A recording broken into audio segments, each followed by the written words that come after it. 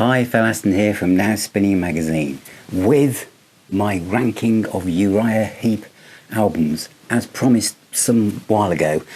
And I know that the internet is awash with album ranking videos, which is why I kind of steered away from them.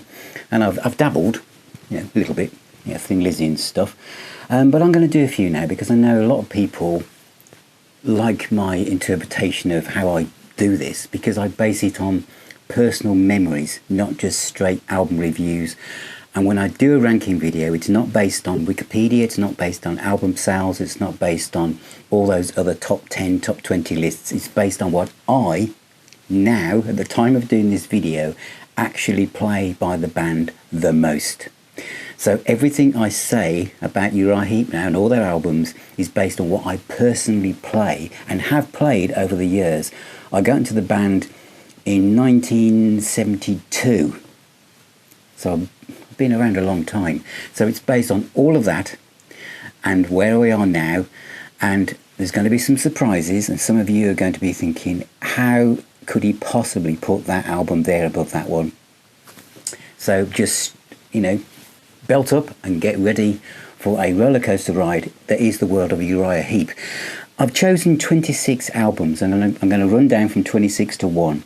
Now, there's more than that, but things like some of the live albums I've missed out, and not because there's anything wrong with them, it's just that I don't play them that often. And this one actually, Spellbinder, is actually very good, but I didn't include it. But it's not just studio, because again, it's based on what I play the most. And so there are some live things in amongst this listing, not just studio stuff. And I know some ranking videos just focus on studio albums, but I can't do that because I don't kind of separate it. I don't think, I'm only going to play studio albums. To me, it's just the whole catalogue, bar some of the ones I've just mentioned. So here we go. So at number 26 in my Uriah Heep countdown to number 1 is Conquest.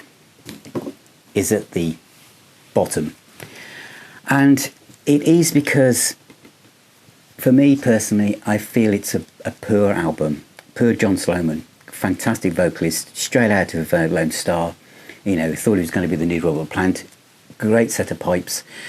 Unfortunately joined Uriah Heep when all the wheels were falling off, and Ken Hensley probably wasn't that friendly to him, nor was anyone else, and the songwriting is mismatched, and there's something about the production that just doesn't work. So I'll be honest and say, and I know this album has some fans, but for me it's probably the one that I play the least. And there is a deluxe version on CD, or there was. It's quite hard to find now, and it had a couple of A-sides and B-sides and stuff, and a couple of live tracks, and probably Feelings is probably the better ones, but doesn't really do it for me.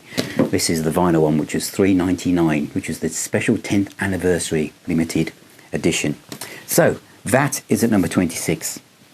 Next is Different Worlds. This is an album that I don't play that much, I have to say. It's got some okay moments on it, but it's upside down here. But it isn't one of their highlights. And Lee Kerslake, one of his last moments really with the band, and it just doesn't really have many redeeming features. So that one, to me, is at number 25. Now, when I say not many redeeming features, because I'm saying that some albums aren't very good. It's a bit like when I see Deep Purple. There's technically no bad Uriah Heep albums. It's just that some are better than others, and so here we go. So at number 24 is Raging Silence. This didn't work for me. I mean, some great tracks, Blood Red Roses, Cry Freedom, but it started with Hold Your Head Up by Argent, and I just felt for a band of Uriah Heep's pedigree, starting with the cover track just didn't work for me. And so again, it has some good tracks on, but it's not one I play very often. And at number 23 is Sonic Origami. This is the one that's sandwiched between Different Worlds. So they were moving forwards in their songwriting and the performance, etc. And it's the one that just before Sea of Light. So it's got some, great moments on it. But it isn't one that I play absolutely a lot. So this is why it's at number 23. But if you're into Uriah Heep, it'd be interesting to know where you would put that. Great album in many ways, but number 23 for me. Next is Innocent Victim, and this is at number 22. I never liked the cover. There's been some Uriah Heep covers where they haven't quite felt like they thought it through, really. This one, I remember I was at a place called Bogart's in Birmingham on a Saturday morning, and the DJ played the single Free Me, and at the end he said, "Is that really Uriah Heep?" It was a hit, wasn't it? And you've got Illusion Masquerade, which is one of the bonus tracks here, which is the full unedited version, which is great. That's a great track. But overall, John Lawton, great vocalist, but this is probably, out of those 3 albums he did, is the one I play the least. So Innocent Victim is at number 22 for me. Whoops. Next is a more recent one. And it's probably the only one from the recent, what I would class as the purple patch for Uriah Heep, which is at this kind of level, and it's the Outsider. And I felt this one was strong, but not as strong as what had been coming before and has come afterwards, to be honest. There's some wonderful songs on it, but it didn't quite have the magic that the one previous to this did and what came afterwards did. So that's the Outsider at number 21 in my list. Next is Equator. And this is the 25th anniversary expanded edition.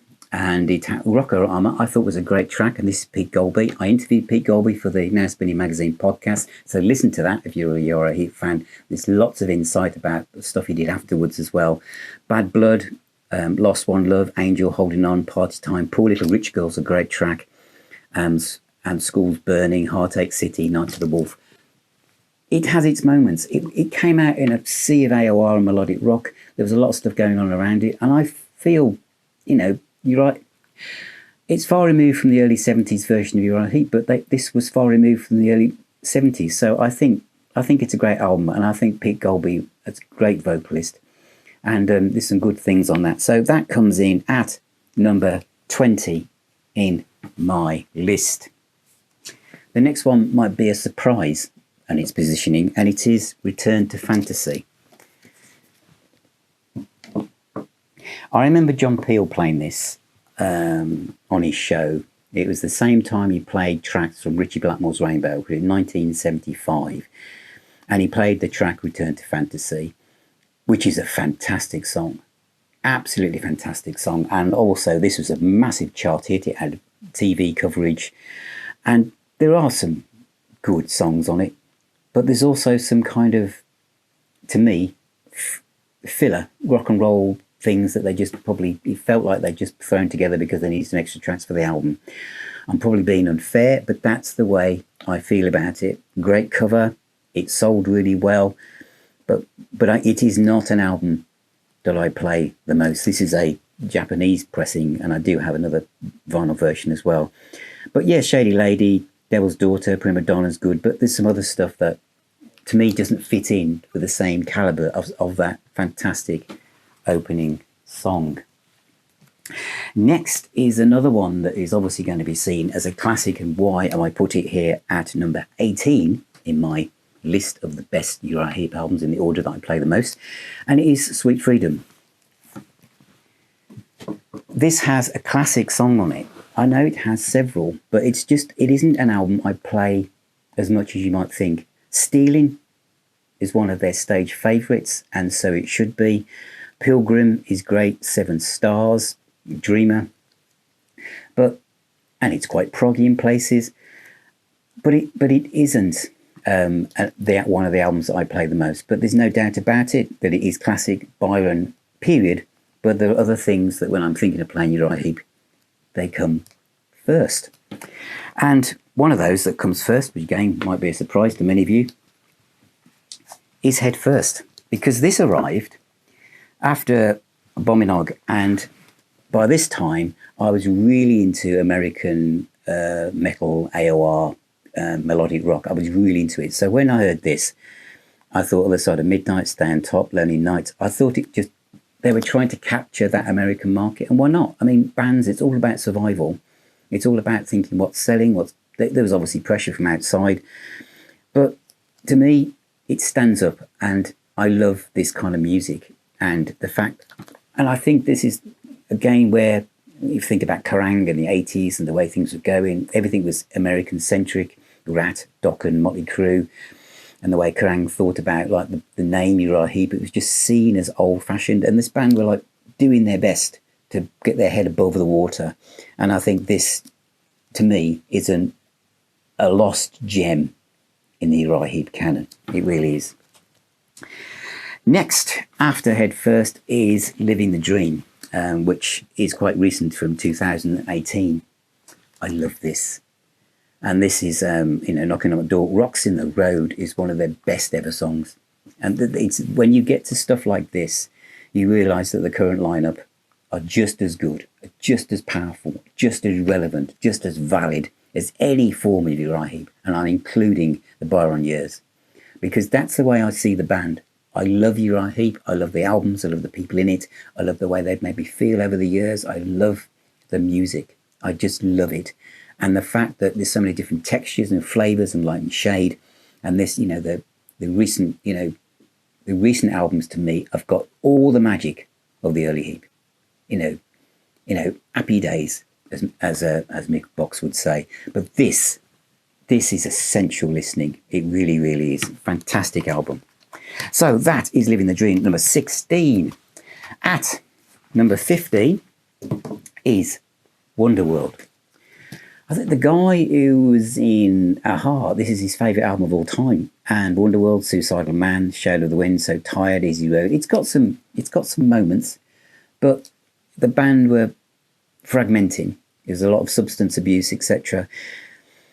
And all of these deluxe editions, as they were, got interviews with Mick Box and Ken Hensley. And it's always interesting to read these, because Mick Box is so happy, so positive. He just looks back and looks for all the good in everything that they did. Whereas Ken Hensley, rest his soul, always seemed to come across as like, no, I didn't like that, wasn't very good, wasn't worth it. Whether he's putting himself down, or the way the band was, or the chemistry within the band, and that kind of comes across really. And obviously he was a main driver of the band. He very, very much, because Jerry Braun was one of the main writers, and the others struggled to get looking really.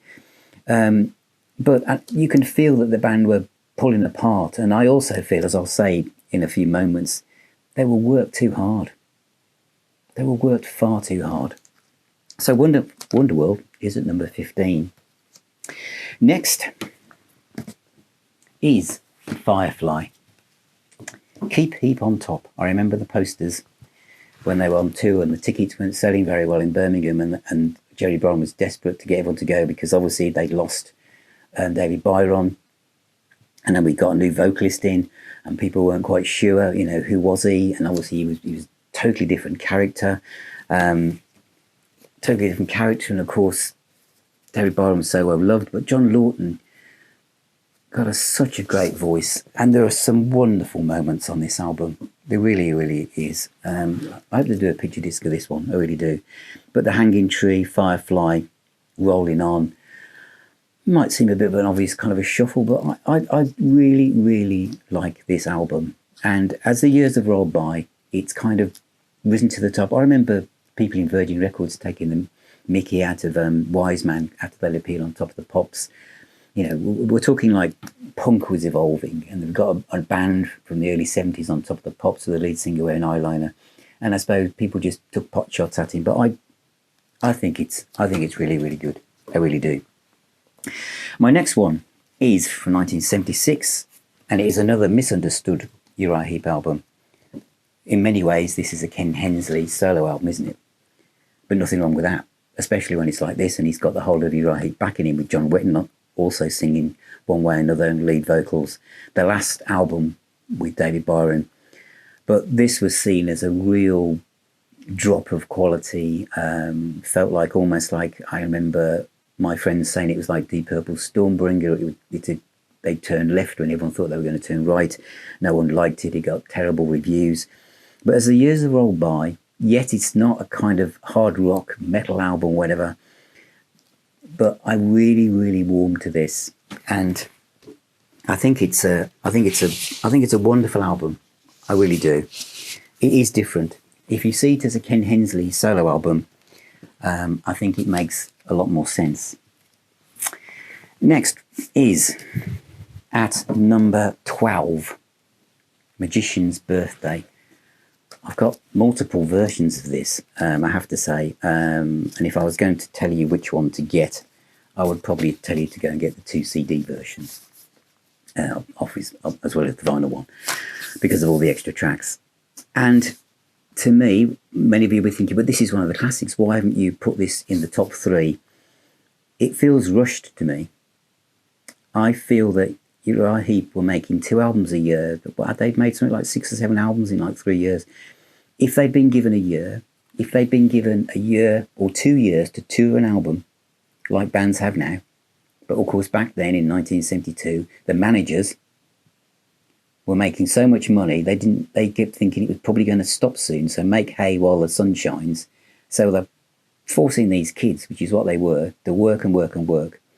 And I just feel that if you took Demons and Wizards and this, and they were given a whole year and a half, 18 months to 2 years to write, you would have had an album that would be now seen as one of the best rock metal albums of all time.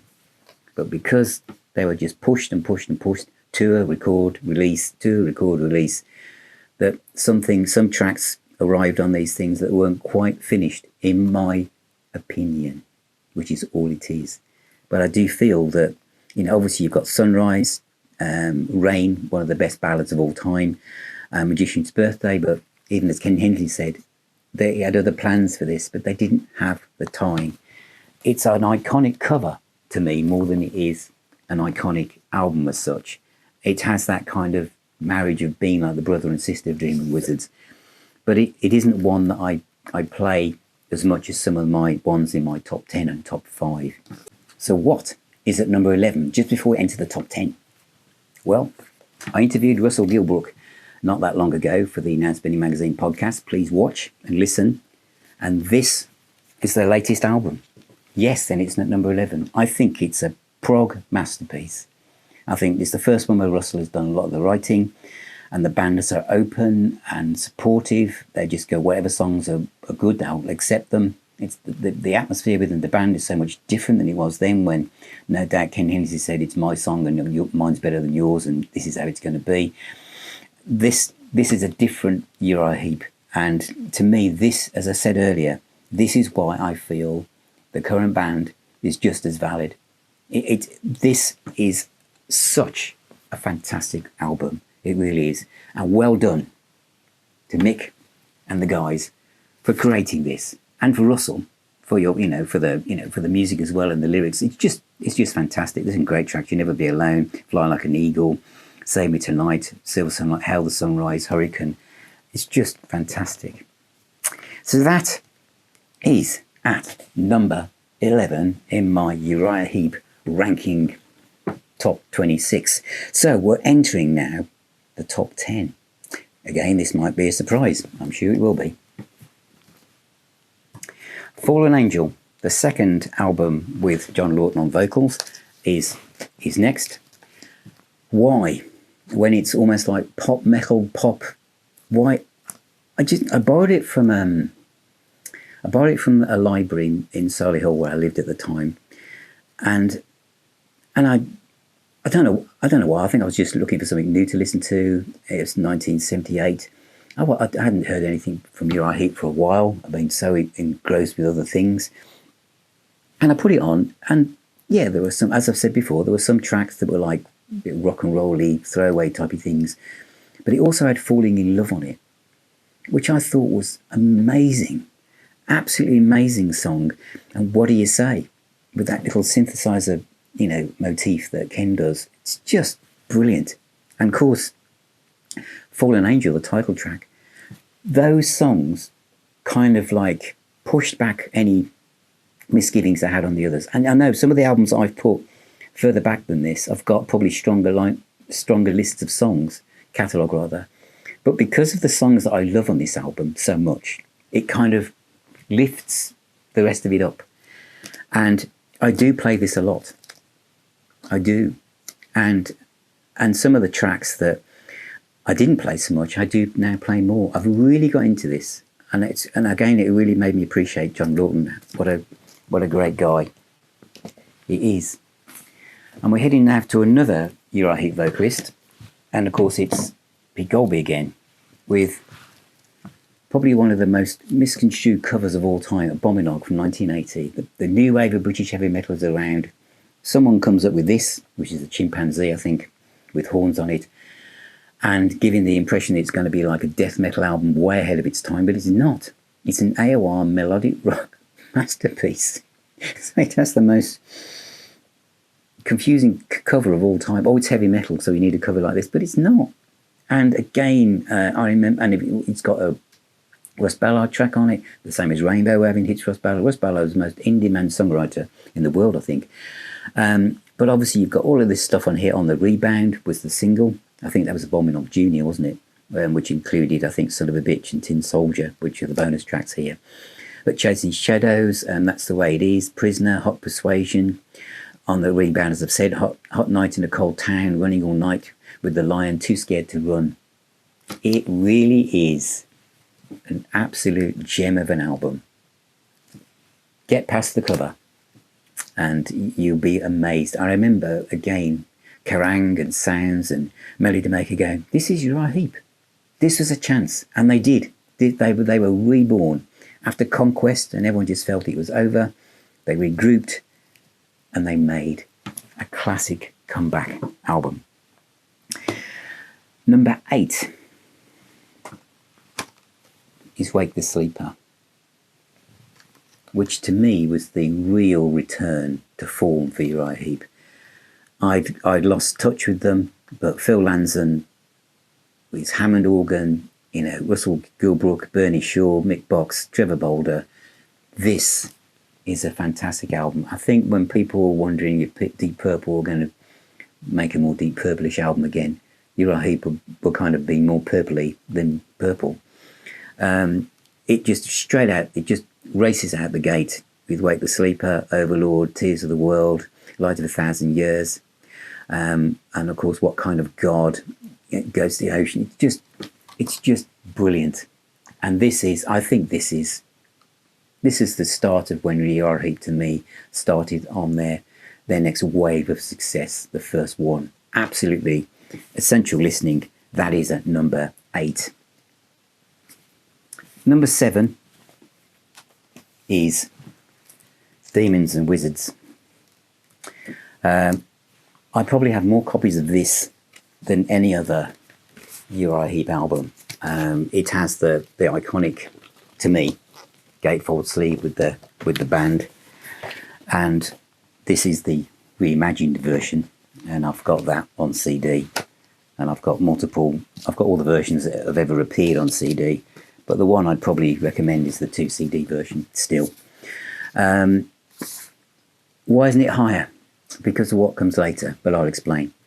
But it does have one of my favourite Uriah Heep tracks on of all time, and it's The Wizard. I think The Wizard is not only the best song about a wizard that makes you believe that wizards are real. I just think the whole dynamic of the power chords when it comes in, and it remains a ballad in a way, but it's just a fantastic song. It defines Uriah Heep to me. The Wizard is Uriah Heep, and it is fantastic. Yes, it kind of reads like Machine Head from a Purple perspective. Traveller in Time, Easy Living, Poet's Justice, Circle of Hands, Rainbow Demon, All My Life, Paradise and the Spell. Perfect. But I don't play it that much because there are versions of this album elsewhere, and that's the one I played the most, which is coming up very, very soon. Number 6 is... Oops. We're in that space on my table as everything collapses around me. Very heavy, very humble. And this is again something I have multiple versions of. I've got a Japanese CD somewhere which I forgot to find for this video. I'll go with the 2 CD version probably. But this, as I think Martin Popper will say, is like the birth of heavy metal with Deep Purple rock and Black Sabbath. It's got its 1 foot still in the 60s to me in some of the things, especially Come Away Melinda and stuff. But it has Gypsy on it, and it has that I Love the Gatefold, and that's David Byron on the front with a cobweb on him. I just love the album, and it is at the cusp of something. It feels like it's just slightly behind what was going on around it, to me. Only me, probably. But Gypsy Walking in Shadow, as I say, Lucy Blues, Dream Mare, which is a great track as well. But yeah, this one is an absolute classic album, and it sits at number 6 in my chart. At number 5 is an absolute Uriah Heep masterpiece, and it is Sea of Light. This is just amazing. This was such an eye-opener to me after, you know, the other things that had come along, which I'd said, like Different Worlds and stuff, and Sonic Origami, etc. But this, Lee Kerslake's only one of his final albums, but this is a prog masterpiece. It really is. Trevor Boulder, Phil Lanson, great keyboard playing again. Absolutely everyone should hear this. If you've given up on Heep, or you whatever you are, you could start here. Seriously, it is that strong an album. It is absolutely brilliant. Seriously, one of my favourites. Number 4 is Salisbury. And this has, over the years, I've got multiple versions of this as well, which have come along.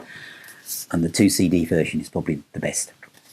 Over the years, this has slowly crept up. It never used to be, but I've realised now that it really is another prog masterpiece. But I think why I love it is the light and shade of it. I mean, Birds of Prey, The Park, Time to Be Here, Lady in Black, of course, which is a massive hit for them, High Priestess, and the track Salisbury, which, to me, I think it was compared a little bit with John Lord's Concerto for Group and Orchestra, but it's nothing like that. It's nothing like that at all, really. It takes something of the whole side, which is fair enough, of the album, but it's got so many different parts to it. It really, really has. It's released, 1970? Wow. Again, straight after Very Heavy, Very Humble, really. There's some wonderful bass playing. There's some Paul Newton. And again, another Uriah Heep member that I've interviewed for the Now Spinning Magazine podcast is Paul Newton. So listen to that. It's very enlightening. But Paul Newton's bass playing on the title track, it's pure jazz. It's just pure jazz. It's just such a great groove. And you know, say with all the tracks, and of course, Queen must have been listening to some of the vocal harmonies on this. But Salisbury, absolute brilliant album. And that sits at number 4. What is at number 3? Now, this will probably be the biggest surprise to you heapsters out there when you see me say what this is at number 3 out of all these albums. And it is Into the Wild. Again, another one from the more recent past, if you like. But this is immaculate. And of all the most recent batch, the Gilbrook years, if you like, this is the one. Nail on the head. I can see an Into the Wild with a Hammond organ, where Phil out John Lord, with the Hammond organ, Money Talk, I'm Ready, Trail of Diamonds, Southern Star, Believe, Lost, T-Bird Angel, Kiss of Freedom. It's just brilliant. It's actually quite hard to find. But this, to me, is Heep at their best. I play this a lot, which is why it's at number 3. As I said, that's how this list has been put together. This album can set me up for the day, set me up for the week. I'm going out in the car, I've got stuff going on and I need a bit of a boost. Into the Wild by Uriah Heep. This is just a brilliant rock album, and it shows the dynamics and the legacy of Uriah Heep, why they are so relevant and valid. You know, and I know some people will just live in the past about David Byron. If no Byron, no Heep. I'm not that guy. And as you can see, I'm multi-format guy. Some are vinyl, some are CD. But this, I love this on vinyl actually. But this, number 3, my favourite, my third favourite Uriah Heep album of all time. And it's the one I play literally loads. Okay, now there are just 2 left. Number 2 is Look at Yourself. Had to be really, didn't it? And I've got, again, multiple versions of this, but I would recommend the 2 CD version as the one to buy. Look at Yourself. I borrowed this from the school library when I was really young. Again, I was into Black Sabbath, Led Zeppelin, Deep Purple, all those kind of bands. And someone said, you need to listen to Heep. And they said, you should listen to Look at Yourself. And this is a heavy, heavy album. This is just a masterpiece. And again, Paul Newton's on this. Look at Yourself is just amazing. Want to Be Free, July Morning. It's kind of like the joined at the hip to Deep Purple's Child in Time, but why, I'm not quite sure. It's not the screaming in it, but there's that kind of, I guess it's got an epic feel, but the keyboard solo, and Manfred Mann, who I also interviewed for the podcast, kind of plays down his contribution to this. But I think it's fantastic. I really, really do. Tears in Your Eyes, Shadows of Grief, Love Machine. I remember playing it to a friend before we went to school. Well, one of my friends used to come round before we went to school, and I did just a few minutes to play things on my cassette player that I discovered. And I played him a few tracks, and I said, listen to this. I said, this is real heavy music. And I think I played him Love Machine and Tears in My Eyes. But this is a timeless classic to me. This is another example of why Uriah Heep, with the last one I showed you, Into the Wild, which has disappeared from in front of me, and this is why the Heep catalogue is so powerful. There are so many places to dip into, and spend time with Uriah Heep. And I think what I've liked doing about these ranking videos, because they're more coming along, is the fact that I just immerse myself in a catalogue that goes back decades. And it makes me joyous in my heart to the most recent music and the new albums, and the fact that they're still bringing joy to fans around the world, but they've on a bedrock of pure classic rock. So number 1 is a live album. I said there might be one. And to me, it has to be this, because this is the one that sums up the brilliance of Uriah Heep more than anything else. And it's why Demons and Wizards and Magician's Birthday were further down my list, because to me, the definitive versions of those songs are on air. They just are. The production from Jerry Bron, it's amazing he did this. And it's a shame the tapes don't exist. But it doesn't need remixing, doesn't need remastering. I've got as I said, you want to get the CD version, obviously, as well. But, Sunrise, the way it starts, Hello Birmingham, was it, because it was recorded in Birmingham, and it just sounds amazing. And they open with the song Sunrise, which isn't like a, full onslaught metal track that you might expect, like Highway Star from Made in Japan. It's just a gentle introduction to Heep. Great vocals, and then we go into Sweet Lorraine, Traveller in Time, Easy Living, definitive versions. Definitive. Gary Thain's bass bubbling in the background, Mick Box in amongst it all, stocky frame moving across the stage, Ken Hensley's hair flying everywhere, Lee Kerslake hitting those drums, and David Byron just posing around the stage and taking command of it. Just absolutely amazing. Side 2, July Morning and Tears in My Eyes, when Ken Hensley on Tears in My Eyes takes up the guitar and plays that slide stuff, and it goes right over his pickups and stuff. But July Morning, could there be a better version than this one? Could there? I don't think it's possible. And then side 3 is the one for me. Gypsy. Oh, it's just brilliant, isn't it? How long's that again? I can't remember. Let's have a look. Just remind myself. Played it the other day. Might say on here, mightn't it? I think. Let's have a look, because I know it's quite long. 13 minutes and 32 seconds of the Gypsy with that drum solo. The perfectly concise and well-constructed drum solo I've mentioned so many times, and their synthesizer solo and the way it builds, and it's just amazing. But the best is yet to come, isn't it? 8 minutes and was it 47 seconds or so plus circle of hands. Today's only yesterday's tomorrow. So true. But the way that builds at the end, and it builds up, and the Gary Thain's bass, and it goes to 4/4, and the double up and jumps. My God, how could anyone say if this group makes it, oh, we'll have to commit suicide, as it says in reviews? Complete poppycock, I say. Absolutely brilliant. And then side 4 has the Rock and Roll medley. But before we get there, we have Look at Yourself, Magician's Birthday, Love Machine, and then a showcase for Gary Thain's bass playing, basically, for the rest of side 4. But everything about this is Uriah Heep. It's up there. It's up there with Live and Dangerous, Made in Japan, anything else that comes to my head at the moment of the rock double live album. And of course, this one was totally deluxe, with the program actually printed inside the cover, as I showed you in a couple of shows ago when I was doing my 1973 playlist. But let's just put Gary Thain on the screen there, because he deserves it. Absolutely fantastic. So that is my Uriah Heep ranking video from 26 albums down to number 1. So I hope you enjoyed that, and I know lots of you are not going to agree with a lot of things that I've said here, but this is just my perspective and how I feel about this wonderful band that continues to bring joyous positiveness to us on planet Earth in these dark times, as they continue to circumnavigate the world on their continuous tour and continue to release such fantastic albums to this day. And they are such great guys.